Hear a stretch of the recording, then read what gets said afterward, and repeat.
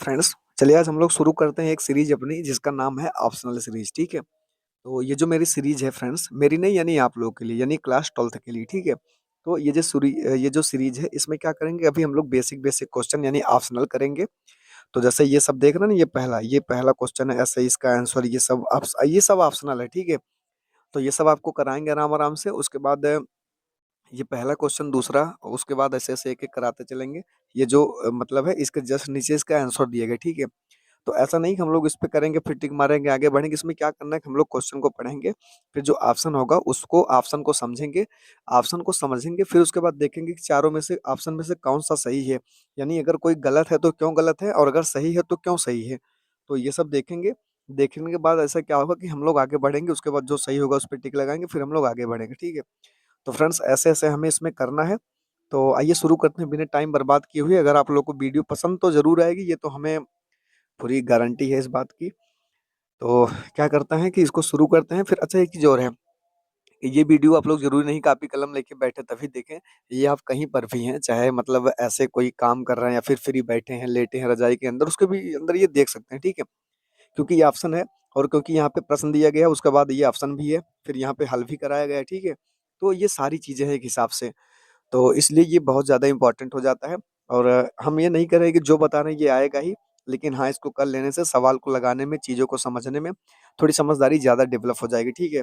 वो क्यों डेवलप क्यों होगी, उसका रीज़न है। उसका रीज़न ये है कि जो सही है हम लोग उसकी चर्चा तो करेंगे ही, जो गलत है उसकी भी चर्चा करेंगे। ठीक है? तो इसलिए आइए आगे बढ़ते हैं, उसके बाद ये बिना समय गँवाए हुए शुरू करते हैं। वीडियो को शेयर ज़रूर कर दें। आइए शुरू करते हैं। तो क्वेश्चन पढ़ते हैं। यहाँ पे क्वेश्चन क्या कह रहा है कि काँच की छड़ को रेशम से रगड़ने पर छड़ धनावेशित हो जाती है, इसका अर्थ है। इसका क्या अर्थ है? तो इसका अर्थ आइए देखते हैं। तो पहला क्या है कि कुछ अतिरिक्त इलेक्ट्रॉन प्रोटॉन से छड़ पर आ जाते हैं, ये होता है। तो कह रहा है कि कुछ अतिरिक्त इलेक्ट्रॉन रेशम से छड़ पर आ जाते हैं, ये होता है क्या? तो फिर कुछ इलेक्ट्रॉन छड़ से बाहर निकलकर हवा में आ जाते हैं, या तथा प्रोटॉन रेशम पर आ जाते हैं, ये होता है क्या? फिर अगला कहता है कि कुछ इलेक्ट्रॉन छड़ से निकल करके रेशम पर चले जाते हैं। यानी इन चारों में से कौन-सा सही है, ठीक है? तो आइए अब हम इसकी चर्चा करते हैं एक रफ पे, ठीक है? तो सबसे पहले हम ये मानते हैं कि क्या कर रहा है, काँच की एक छड़ और एक रेशम से। हाँ, हम ये मान के चलते हैं कि काँच की छड़ क्या है, रेशम की है, हमें नहीं पता है। आइए हम 2 वस्तु को लेकर समझते हैं, फिर आगे चलते हैं, ठीक है? तो फ्रेंड्स, यहाँ पे ये भी हम यहाँ पे इसको समझना शुरू करते हैं, ठीक है? तो फ्रेंड्स, हम अगर ये मान लें, जैसे ये मान लें कि हमारे पास एक वस्तु ए है, ठीक है? और एक वस्तु है बी। एक वस्तु ए है, एक वस्तु क्या है, बी, ठीक है?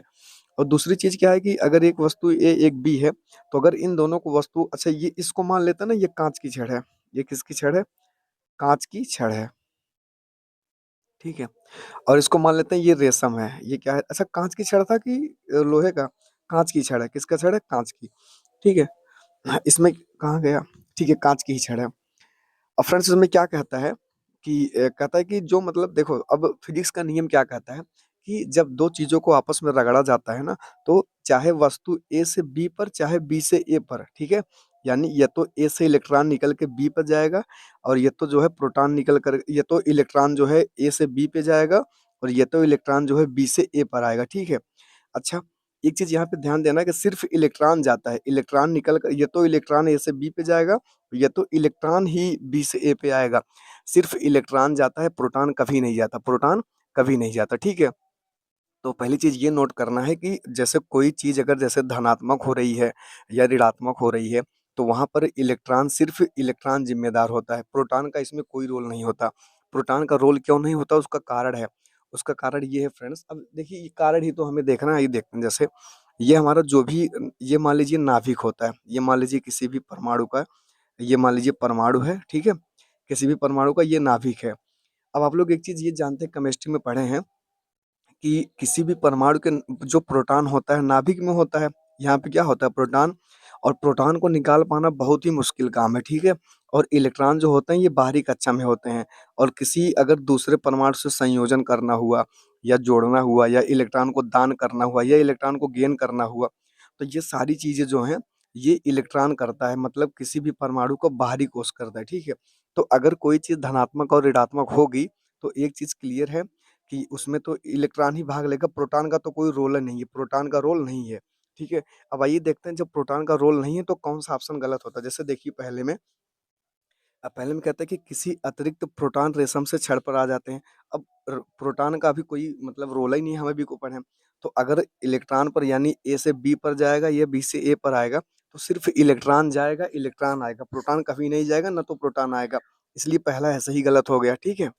तो फ्रेंड्स इसलिए पहला ऑप्शन जो है जैसे जिसमें ये कह रहा है कि कुछ अतिरिक्त प्रोटॉन रेशम से छड़ पर आ जाते हैं, ये तो पहले ही गलत है, क्योंकि प्रोटॉन की बात ही नहीं करेंगे हम लोग, इलेक्ट्रॉन की बात करेंगे। इसमें कुछ अतिरिक्त इलेक्ट्रॉन रेशम से छड़ पर आ जाते हैं, इसकी चर्चा भी हम समझा रहे हैं।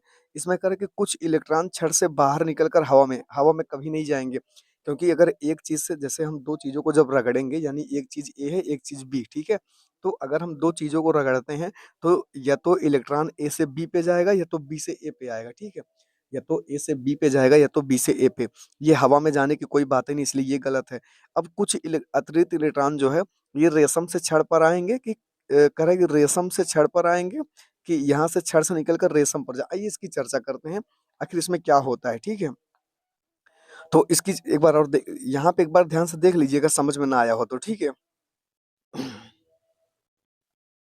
देखिए, जैसे यहाँ पे क्या होता है, जैसे फ्रेंड्स ये देखते हैं कि अगर मान लीजिए हमारे पास एक रेशम है, एक छड़ है, एक रेशम है और एक क्या है, छड़ है। तो जो ये हमारा छड़ है, ये को हमने छड़ माना है, ठीक है? तो जो यहाँ से छड़ है ना, ये हमारे पास रीड आवेशी छड़ होती है, ठीक है? तो पदार्थ मतलब जो इलेक्ट्रॉन होंगे, वो क्या करेंगे, ए से निकल कर चले आएँगे बी पे, ए से निकल के किस पे जाएँगे, बी पे। क्योंकि जो रेशम होता है ना, जो रेशम होता है, इस पर चार्ज नहीं होता, और जो ये काँच की छड़ है, इस पर नेगेटिविटी ज़्यादा होती है, ठीक है? तो यहाँ से इस पे इलेक्ट्रॉन होंगे, जबकि इसमें इलेक्ट्रॉन जो है कम होंगे। तो जहाँ इलेक्ट्रॉन कम होंगे, ज़्यादा से उसी की तरफ जाएगा, ठीक है? तो कहने का मतलब ये है कि ये जो रेशम है, मतलब ये जो काँच की छड़ है, तो काँच के छड़ से इलेक्ट्रॉन निकल कर जाएगा रेशम पर, कहाँ जाएगा? रेशम पर। अब देखें इसमें से कौन ऑप्शन सही है? तो कह रहा है कि कुछ अतिरिक्त, देखिए पहला और तीसरा हमने पहले गलत कर दिया था, ठीक है? हमारे पास बचा था दूसरा और चौथा, यानी बी और डी वाला। तो कह रहा है कि कुछ अतिरिक्त इलेक्ट्रॉन रेशम से छड़ पर जाएँगे, ये गलत है, रेशम से छड़ पर कभी नहीं जाएँगे। तो कुछ इलेक्ट्रॉन छड़ से निकलकर रेशम पर, ये सही है। ऑप्शन नंबर चौथा सही है, कुछ इलेक्ट्रॉन छड़ से निकलकर कहाँ चले जाते हैं? रेशम पर। ये हमारा ऑप्शन है, ठीक है। अब ये चौथा ऑप्शन सही है। देखिए अब क्यों पहला, दूसरा, तीसरा गलत है, तो क्यों गलत है? हमने उसका कारण जान लिया। अब जो ये चौथा डी वाला, ये हमारा सही है, ठीक है। अब अगर हमारा सही है, तो अब हम लोग देखिए इस पर लगा दिए। अच्छा, सही क्यों है? हमने उसका कारण भी जान लिया। अब आइए आंसर आपको दिखाते हैं। एकदम आराम से देखिए, आंसर डी वाला सही है। इसमें देखिए दिया गया है, ठीक है। आंसर इसमें दिया गया है कि काँच की छड़ को रेशम से रगड़ने पर छड़ से इलेक्ट्रॉन निकलकर रेशम पर चले जाते हैं। फलतः छड़ धनावेशित हो जाती है, ठीक है। अब देखिए फ्रेंड्स, और ठीक है, ये तो समझ गए। अब आइए देखिए और चीज़ें क्या होती है, वो आगे काम आएँगी। जैसे यहाँ पे ये देखना है ध्यान से कि अगर एक वस्तु हमारे पास ए है और दूसरी वस्तु बी है, ठीक है? एक वस्तु ए, एक बी। अब सुनिए देखिए कि ऋण आवेशित जो इलेक्ट्रॉन होंगे, इलेक्ट्रॉन होते हैं ऋण आवेशित, और जो प्रोटॉन होते हैं वो होते हैं धन आवेशित। कैसे होते हैं? धन आवेशित। तो किसी भी वस्तु पर ए से इलेक्ट्रॉन निकल चाहे ए से बी पे जाना हो, चाहे बी से ए पे आना हो, तो ये हमेशा इलेक्ट्रॉन ज़िम्मेदार होगा, और जब एक इलेक्ट्रॉन जाएगा तो आवेश को लेके जाता है, ठीक है? जैसे मान लीजिए, अब देखिए अगर वस्तु ए से इलेक्ट्रॉन जा रहा है, सुनिए, जो इलेक्ट्रॉन को देगा, यानी जिस वस्तु से इलेक्ट्रॉन जाएगा वो होगी धनात्मक, और जिस वस्तु पर इलेक्ट्रॉन जाएगा वो हो जाएगी ऋणात्मक। वो क्या हो जाती है? ऋणात्मक। उसका रीज़न ये है कि देखिए जैसे कि अगर मान लीजिए यहाँ से एक इलेक्ट्रॉन निकल के यहाँ जाएगा, तो जो इलेक्ट्रॉन होता है वो नेगेटिव चार्ज होता है, ठीक है? अब जैसे आइए इसको अच्छे से समझा देते हैं। यहाँ पे मान लीजिए 10 इलेक्ट्रॉन है, और यहाँ पर भी मान लीजिए 10 इलेक्ट्रॉन है, ठीक है? जैसे 10 इलेक्ट्रॉन यहाँ पे, 10 इलेक्ट्रॉन यहाँ पे। अगर यहाँ से एक इलेक्ट्रॉन निकल करके यहाँ पर चला जाए, तो यहाँ पे 11 इलेक्ट्रॉन हो जाएँगे, यहाँ पे बचेंगे 9 इलेक्ट्रॉन। कितना बचेंगे? 9। अब हमें ये पता है कि जो इलेक्ट्रॉन होता है उस पर रीड आवेश होता है, और जिस पर इलेक्ट्रॉन हो, जहाँ इलेक्ट्रॉन होगा वो वहाँ पे क्या होगा? रीड आवेश। तो अगर यहाँ पे 9 इलेक्ट्रॉन है और यहाँ पे 11 इलेक्ट्रॉन है, जबकि इलेक्ट्रॉन पर ऋण आवेश होता है, तो यहाँ पे इलेक्ट्रॉन है 11, यहाँ पे इलेक्ट्रॉन है 9। तो यहाँ पे देखो इलेक्ट्रॉनों की संख्या कम है, इसलिए यहाँ पे ऋण आवेश कम होगा। जब ऋण आवेश कम होगा तो धन आवेश ज़्यादा होगा। तो इसलिए जहाँ से इलेक्ट्रॉन जाएगा वो होगा धन आवेश, और यहाँ पे गया तो यहाँ पे ऋण आवेश भी चला गया। जब ऋण ज़्यादा इलेक्ट्रॉन है तो ज़्यादा ऋण आवेश भी होगा, ज़ाहिर-सी बात है, ठीक है? तो अब इसमें क्या होता है कि जब ज़्यादा इलेक्ट्रॉन है तो यहाँ पे ऋणात्मक यानी ऋणावेश का मान बढ़ जाएगा, ठीक है? इसलिए जिस वस्तु पर इलेक्ट्रॉन जाता है, जिस पे आता है वो होती है ऋण आवेश और जहाँ से जाएगा वो होगा धन आवेश। ठीक है, समझ में बात आ गई होगी। अब ये हो गया, अब आइए चलते हैं अपने दूसरे ऑप्शन की तरफ, उसको देखते हैं, फिर उसको ऐसा समझते हुए आगे चलेंगे, ठीक है? चलिए दूसरा क्वेश्चन हम एकदम सेट करके फिर आप सबको दिखाते हैं, ठीक है? क्योंकि हम क्या करेंगे, क्वेश्चन ही दिखाएँगे और ऑप्शन दिखाएँगे, जब तक आप लोग बताएँगे नहीं। जब बता देंगे फिर उसके बाद हम उसका आंसर भी दिखा देंगे, ठीक है? और समझने के बाद दिखाएँगे। आइए आगे चलते हैं। ये रहा दूसरा क्वेश्चन आपके सामने, 1 मिनट को सेट कर दें फिर हम आगे चलें, ठीक है? तो ये रहा दूसरा क्वेश्चन, इसमें क्या कह रहा है कि निम्नलिखित में से कौन-सा आवेश संभव नहीं है? मतलब कौन-सा आवेश संभव नहीं है? यानी करे कि +3/2 इलेक्ट्रॉन, कि +3 इलेक्ट्रॉन, कि +2 इलेक्ट्रॉन, कि -3 इलेक्ट्रॉन। तो निम्नलिखित में से कौन-सा आवेश संभव नहीं है? अच्छा, कौन-सा आवेश संभव नहीं, इसकी चर्चा हम करेंगे, ठीक है? तो जैसे ऑप्शन आपके सामने, आप लोग वीडियो को रोकिए, उसके बाद टिक लगाइए। अगर समझ रहे हैं तो ठीक है, नहीं समझ रहे हैं तो भाई हम तो आगे चर्चा करके बताएँगे ही, ठीक है? तो आइए पहले इसकी चर्चा करते हैं, फिर हम बताते हैं, ठीक है फ्रेंड्स? आइए इसको चर्चा करते हैं। इसको हम पहले यहाँ पे कॉपी पे अच्छे से आपको समझा देते हैं, 1 मिनट रुकिए। यहाँ पे देखिए, अब एक हमारे पास एक रूल होता है फिज़िक्स में, वो उसको बोलते हैं आवेशों का क्वांटीकरण। आवेशों का क्या बोलते हैं? क्वांटीकरण, ठीक है? तो आवेशों का क्वांटीकरण, क्वांटीकरण, ठीक है? आवेशों का क्वांटीकरण क्या होता है फ्रेंड्स? आवेश का क्वांटीकरण कहने का मतलब ये है कि जो आवेश होते हैं, उनको हम लोग तोड़ नहीं सकते, ठीक है? आवेशों को ना तोड़ सकने का इसका मतलब क्या है? कहने का इसका क्या मतलब है? देखिए, इसका कहने का ये मतलब है कि जैसे अगर हमारे पास कोई पदार्थ, अभी थोड़ी देर पहले हमने चर्चा की है, अगर एक पदार्थ ए है, दूसरा पदार्थ बी है, यानी अगर एक वस्तु ए है, एक वस्तु बी है, ठीक है?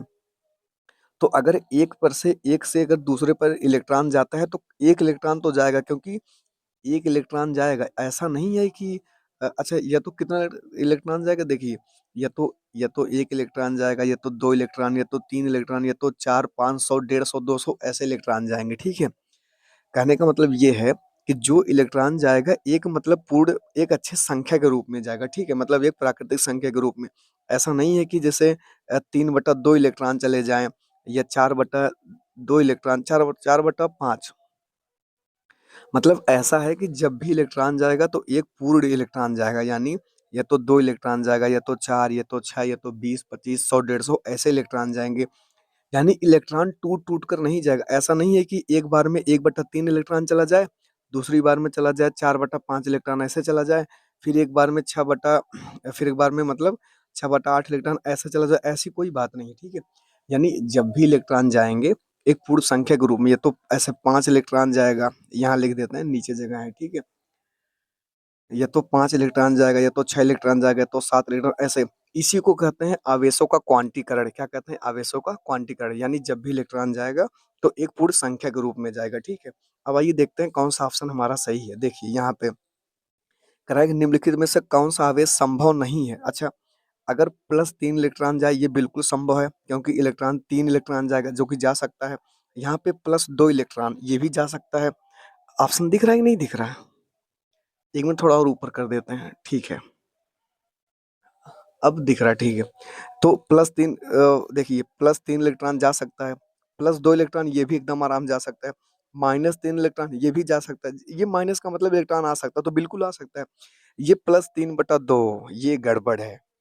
3/2 का मतलब होता है 1.5 इलेक्ट्रॉन, डेढ़ का मतलब 1.5, 1.5 इलेक्ट्रॉन, और जबकि 1.5 इलेक्ट्रॉन, अब 3/2 का मतलब होता है 1 इलेक्ट्रॉन और आधा इलेक्ट्रॉन, तो ये संभव नहीं है, ये संभव कतई नहीं है।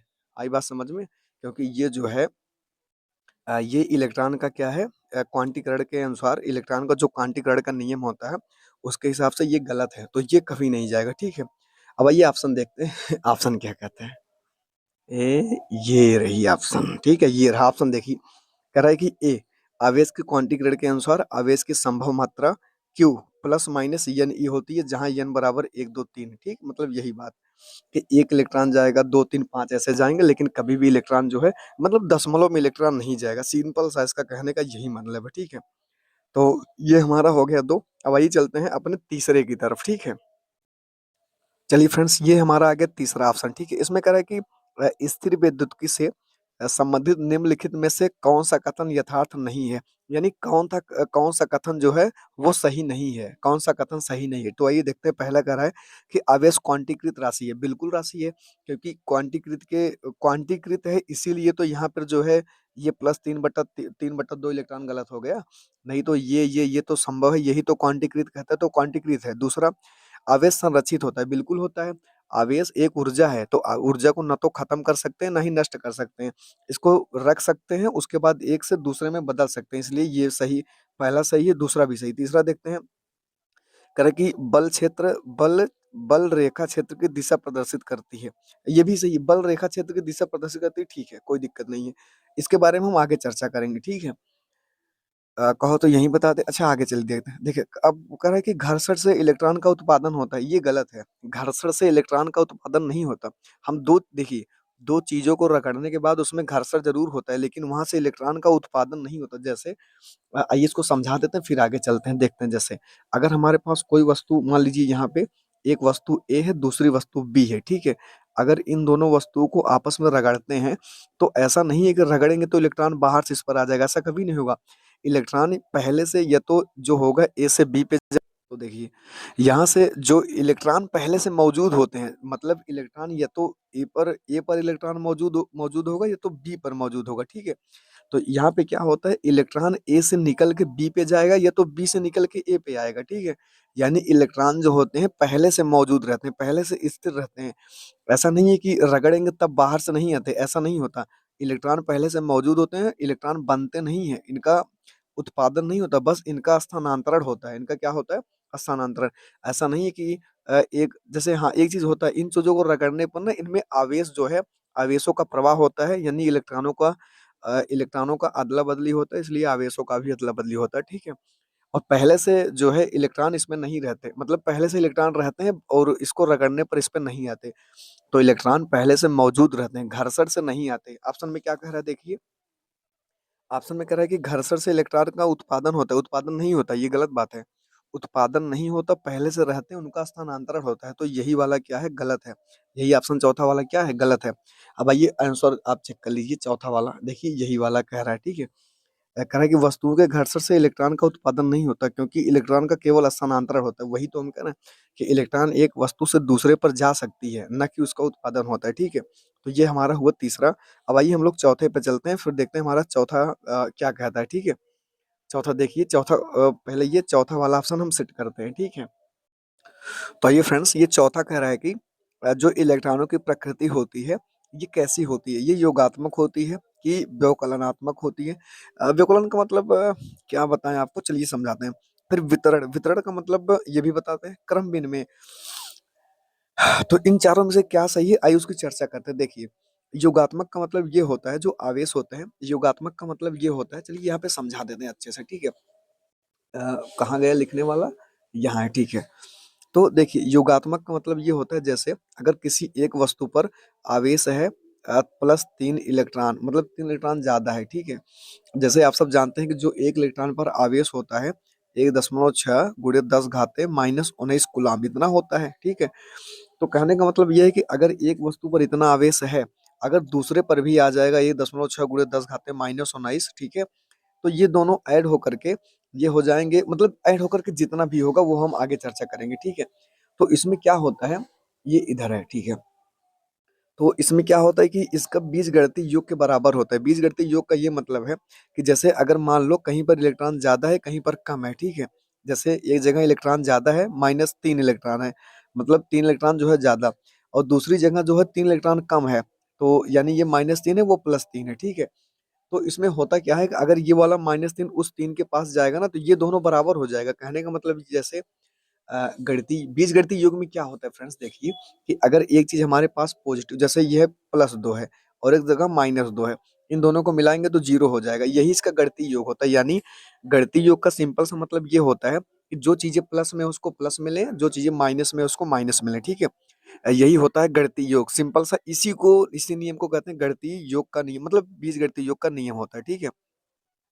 तो ये होता है। अब आइए देखते हैं इसमें क्या कहता है। अच्छा, तो इसमें वैसे तो जो आवेशों की प्रकृति होती है ना, वो योगात्मक होती है, क्योंकि वितरण का मतलब ये होता है कि अगर एक आवेश को किसी एक जगह पे रखेंगे तो वो फैल जाता है, यानी सब में बँट जाता है। तो जबकि ऐसा नहीं है।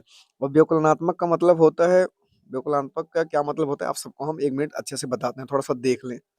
तो चलिए फ्रेंड्स, आगे एक क्वेश्चन है व्यवकलन वाला, जस्ट इसके मतलब 2-3 क्वेश्चन बाद उसमें एकदम अच्छे से इसकी चर्चा की है, ठीक है? तो उसकी चर्चा उसमें कर लेंगे। और क्रम विनिमय का मतलब ये है कि जैसे अगर ये नहीं कि कोई अगर जैसे प्लस में है तो प्लस में ही रहेगा, माइनस में है तो माइनस में ही रहेगा, तो ये ऐसा नहीं होता। तो क्रम विनिमय भी नहीं होता, ना तो वितरण होता है, व्यवकलनात्मक नहीं होता, ये क्या है हम आगे बताएँगे। और योगात्मक होता है, योगात्मक का मतलब ये होता है कि अगर कोई आवेश प्लस में है तो प्लस में ही रहेगा, अगर माइनस में है तो माइनस में लिया जाएगा, यानी प्लस और माइनस को मिलाकर के जो इसका योग आएगा वही क्या होता है लिखा जाता है, ठीक है? तो इसका ये मतलब होता है। अब आइए आंसर तो ठीक है, आंसर खैर वही चौथा वाला जो है योगात्मक वही सही है। यहाँ पे ऐसा है, यहाँ पे देख लीजिए कि आवेशों की प्रकृति योगात्मक होती है, अर्थात किसी भी निकाय का कुल आवेश उसमें उपस्थित समस्त आवेशों के बीजगणितीय, ठीक है, बीजगणितीय योग के बराबर होता है, यही हम कह रहे थे, ठीक है? और इसमें एक चीज़ और है कि यहाँ पे ऑप्शन दिए हैं तो हमें बताने में भी थोड़ी-सी आसानी हो जाती है, बाकी एक्सप्लेन तो हम कर ही रहे हैं, ठीक है? इसको कोशिश करेंगे कि वन शॉट में खत्म हो जाए। यहाँ पे आइए देखते हैं, जैसे यहाँ पे और बहुत सारे भी ऑप्शन दिए गए हैं, ठीक है? तो इसमें आपको दिखाते हैं, ये 30-31 यहाँ पे है लगभग, कुल मिला जुला के 1 मिनट रुके रहिए। 34-35 क्वेश्चन है, तो आज अगर खत्म हो जाएगा इसमें तो ठीक है, नहीं होगा तो कोई बात नहीं, 2 वीडियो में हम लोग इसकी चर्चा कर लेंगे, ठीक है? 3 वीडियो में जैसे भी होगा। तो ये चौथा तो हो गया, अब आइए 5वें की चर्चा करते हैं, ठीक है? तो ये रहा फ्रेंड्स हमारा 5वां क्वेश्चन। इसमें कह रहा है कि निम्नलिखित बलों में से, जैसे देखिए ये चुंबकीय बल जो है ये एक बल है, ठीक है? ये चुंबकीय बल एक बल है, फिर गुरुत्वीय बल ये भी बल है, फिर ये विद्युत बल है ये भी बल है, नाभिकीय बल ये भी बल है। तो कह रहा है कि निम्नलिखित में से कौन-सा बल जो है दूरी के व्युत्क्रम वर्ग के नियम का पालन नहीं करता? यानी ऐसा कौन-सा बल है? इसको हम आइए एक फ़ॉर्मूले से समझते हैं, फिर अच्छे से बताते हैं। जैसे यहाँ पे दूरी, वर्ग, व्युत्क्रम का पालन, ये सब क्या चीज़ें आइए समझते हैं। जैसे पहला है चुंबकीय बल, पहला क्या है चुंबकीय, जैसे जो फ्रंट चुंबकीय बल होता है, ये होता है हमारा F इक्वल टू, ये हमें इतना अच्छे से नहीं पता लेकिन बता रहे हैं, F इक्वल टू, जैसे ये एक मैग्नेट होता है, ठीक है? इसका जो भी द्रव्यमान होता है और जो दूसरा वाला द्रव्यमान होता है, दूसरे वस्तु का, ठीक है? इसके बीच में जो दूरी होती है r, ये क्यूब होता है। हमें कंफर्म नहीं है लेकिन शायद होता है। हम इसको अगले वीडियो में एकदम अच्छे से चर्चा करेंगे, ठीक है? तो जो ये F मतलब जो चुंबकीय बल होता है, ये क्या होता है फ्रेंड्स कि ये एकदम मतलब ये क्यूब होता है, यानी जो नीचे इसमें दूरी आएगी, ये r का मतलब है कि जो 2 पिंड होंगे ना उनके बीच की दूरी, तो इसका क्यूब होता है, ठीक है? और उसके बाद दूसरा क्या है कि गुरुत्व बल, जो गुरुत्व बल होता है फ्रेंड्स ये क्या होता है? तो देखिए इसमें स्क्वायर क्यूब लगा है, जो गुरुत्व बल होता है उसका फ़ॉर्मूला क्या है? तो उसका फ़ॉर्मूला होता है F इक्वल टू, ये होता है G, उसके बाद ये m1 m2, उसके बाद होता है r स्क्वायर, ठीक है? जहाँ पे r क्या है दोनों के बीच की दूरी, तो इसमें भी देखिए जो पहला वाला हमारा फार्मूला ये है, इसमें आर क्यूब है और जो ये दूसरा वाला है ये वाला, कहाँ गया ये, इसमें आर स्क्वायर है, पहले में आर क्यूब दूसरे में आर स्क्वायर, और तीसरे में विद्युत बल। जो विद्युत बल होता है फ्रेंड्स, विद्युत बल क्या होता है कि जो मतलब ये हम लोग पढ़ते हैं विद्युत बल, ठीक है? इसके लिए हम लोग आगे फ्रेंड्स थोड़ा सा एक्सटर्नल आवाज आ रही है, तो फ्रेंड्स एक काम करते हैं इस वीडियो को यहीं बंद करके, अच्छा आप लोग कमेंट में ये बताइए कि 4 जो हम लोग पढ़े वो कैसा लगा, ठीक है? अगर अच्छा लगा हो तो कमेंट ज़रूर करिए, फिर हम आगे अभी तो वीडियो खैर बहुत छोटी बनी, आप लोग बताइए कैसा बना है, फिर उसके बाद आगे हम लोग इसकी चर्चा एकदम अच्छे से करेंगे, ठीक है? मिलते हैं अगले ऑप्शन, अच्छा ये जो हमें नहीं पता ये सब हम तब तक पता कर लेंगे, ठीक है? तो अच्छा इसके आगे से अब जो क्वेश्चन शुरू होगा वो बहुत मज़ेदार है, वो छोटा-छोटा ऑप्शनल आप लोग उसको देखना ना भूलिए, ठीक है? तो मिलते हैं तब तक नेक्स्ट वीडियो में, तब तक के लिए जय हिंद। थोड़ा सा एक्सटर्नल आवाज़ आ रही है फ्रेंड्स, चैनल को सब्सक्राइब जरूर करें। जय हिंद, जय भारत।